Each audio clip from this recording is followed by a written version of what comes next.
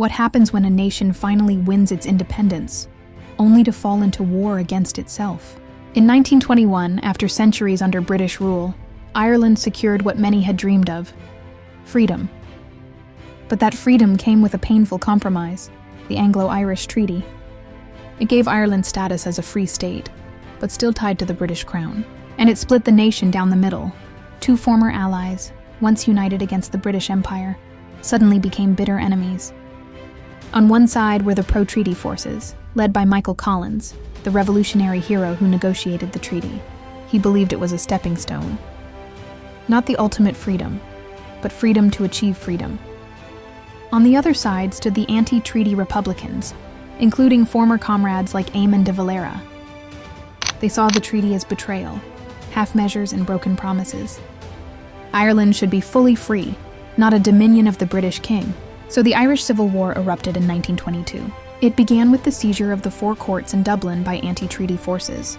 Collins, once a master of guerrilla warfare, was now leading the government army, fighting the very men he had trained. Brother fought brother. Friends became enemies. Ambushes, executions, bombings, villages divided by loyalty.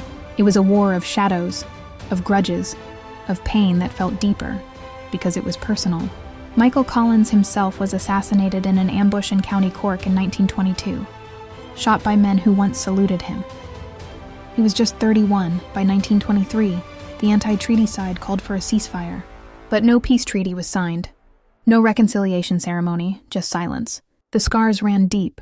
The winners didn't celebrate. The losers didn't surrender. And the trauma of civil war would shape Irish politics for generations.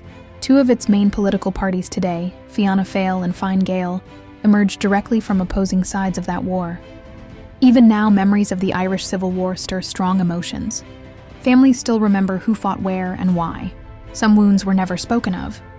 Because sometimes the greatest battles are not fought against invaders, but against your own people, your own history.